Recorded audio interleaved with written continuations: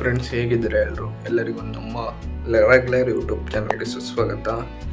ಇವತ್ತು ನಾನು ಹೇಳ್ತಾ ಇರೋ ವಿಷಯ ಕೇಳಿದ್ರೆ ನಿಮಗೆ ಒಂಥರ ಆತಂಕ ಆಗ್ಬೋದು, ಇಲ್ಲ ಅನುಕಂಪ ಹೋಗ್ಬೋದು. ಯಾಕೆ ಅಂತಂದರೆ, ನಾನು ಎಷ್ಟೊಂದು ದಿವಸ ಎಷ್ಟೋ ದುಡ್ಡಿಗೆ ಎಷ್ಟೋ ಜನರನ್ನ ಸ್ಕ್ಯಾಮ್ ಮಾಡೋ ವಿಷಯ ನಿಮ್ಮ ಮುಂದೆ ತಂದಿಟ್ಟಿದೆ. ಹಾಗೆ ಯಾವ ರೀತಿ ದುಡ್ಡಿಗೋಸ್ಕರ ತನ್ನ ಫ್ರೆಂಡ್ನ ಕೊಲೆ ಮಾಡೋ ವಿಷಯ ಕೂಡ ಹೇಳಿದೆ. ಆದರೆ ಈ ವಿಷಯ ಕೂಡ ದುಡ್ಡಿಗೆ ಆಗಿರೋದು. ಆದರೆ ಯಾವ ರೀತಿ ಆಗಿರೋದಂದರೆ ನೀವು ಕೂಡ ನಂಬೋಕ್ಕೆ ಸಾಧ್ಯ ಆಗಲ್ಲ. ಯಾಕೆಂದರೆ ಇದು ನಮ್ಮ ರಾಜಸ್ಥಾನದ ಜೈಪುರಲ್ಲಿ ನಡೆದಿರೋವಂಥ ಘಟನೆಯಾಗಿದೆ. ಹಾಗಾಗಿ ಈ ಘಟನೆ ಶುರುವಾಗೋದು ಒಬ್ಬಳು 23 ವರ್ಷದ ಯುವತಿ, ಅಂದರೆ ಸ್ತ್ರೀ ಯುವತಿಯಿಂದ ಶುರುವಾಗುತ್ತೆ. ಈಕೆ ನಾರ್ಮಲ್ಲು ಕಾಲೇಜೆಲ್ಲ ಮುಗಿಸ್ಕೊಳ್ತಾಳೆ. ಕಾಲೇಜೆಲ್ಲ ಎಲ್ಲ ಚೆನ್ನಾಗಿ ತಾಯಿ ಓದಿಸಿ ಬೆಳೆಸಿರ್ತಾರೆ. ಹಾಗೆ ಎಲ್ಲ ರೀತಿಯಿಂದಲೂ ಜೀವನದಲ್ಲಿ ಮುಂದೆ ಸಾಗೋ ಈ ಹುಡುಗಿ ಮಾಡಿದ್ದಾದ್ರೂ ಏನು ಗೊತ್ತಾ, ಈ ಹುಡುಗಿ ಪ್ರತ್ಯೇಕವಾಗಿ ತನ್ನ ಕಾಲೇಜಿಂದ ಮನೆಗೆ ಎಷ್ಟೇ ಖರ್ಚಾದರೂ ತನ್ನ ತಾಯಿ ಕಷ್ಟಪಟ್ಟು ಓದಿಸಿ ಬೆಳೆಸಿದ್ರು ಅವರು ತಾಯಿ ಕೂಡ ರಿಚ್ ಆಗಿರ್ತಾರೆ.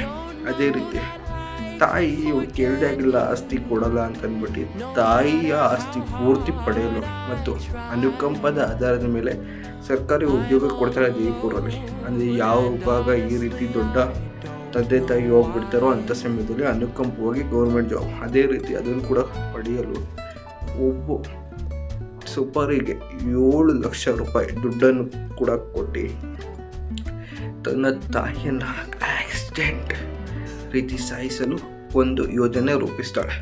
ಅದೇ ರೀತಿ SUV ಕಾರ್ನಲ್ಲಿ ಆ ದುರ್ಘಟನೆ ಕೂಡ ಮುಗ್ದೋಗುತ್ತೆ. ಆ ಮಹಾನ್ ಸ್ತ್ರೀ, ತನ್ನ ಮಗಳನ್ನು ಸಾಕಿದ ಸ್ತ್ರೀ ಕೂಡ ಅವತ್ತು ಸತ್ತು ಹೋಗ್ತಾಳೆ.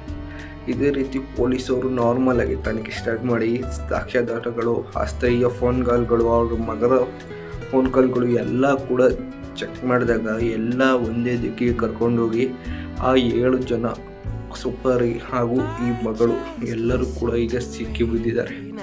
ನೋಡಿ, ಪೇರೆಂಟ್ಸು ಇಲ್ಲದೆ ಯಾರೋ ಆಗಾದರೂ ಆಸ್ತಿನೂ ಸಿಗದೆ ಇರೋಂಗಾಯ್ತು. ಕೊನೆಗೀಗ ಪೊಲೀಸ್ ಕೇಸ್ ಆಗಿರೋದ್ರಿಂದ ಯಾವ ಗೌರ್ಮೆಂಟ್ ಕೆಲಸನೂ ಸಿಗಲ್ಲ. ಅವಳು ಸುಮ್ಮನೆ ಇದ್ದಿದ್ರೆ ಮುಂದೆ ಒಂದು ದಿವಸ ಇನ್ನೂ ಚೆನ್ನಾಗಿರೋ ಹುಡುಗನ ನೋಡಿ ಅವಳು ಮದುವೆಯಾಗಿ ಎಷ್ಟು ಸುಖವಾಗಿರ್ಬೋದಾಗಿತ್ತು.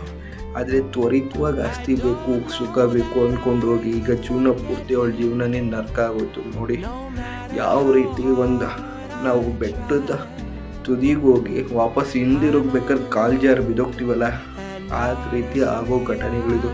ಅದಕ್ಕಾಗಿ ನಾವು ಸೂಕ್ಷ್ಮವಾಗಿ ನಿರ್ಧಾರ ತಗೊಳ್ಳೋದ್ರಿಂದ ನಮ್ಮ ಜೀವನ ಕೂಡ ರೂಪಿಸುತ್ತೆ ಅಂತ ನಾನು ಹೇಳೋದಕ್ಕೆ ಇಷ್ಟಪಡ್ತೀನಿ. ಹಾಗೆ ಯಾರೆಲ್ಲ ನಮ್ಮ ಯೂಟ್ಯೂಬ್ ಚಾನಲ್ನ ಸಬ್ಸ್ಕ್ರೈಬ್ ಮಾಡಿದ್ರು ತಪ್ಪದೆ ಈ ಕೂಡ ಸಬ್ಸ್ಕ್ರೈಬ್ ಮಾಡಿ. ಧನ್ಯವಾದಗಳು.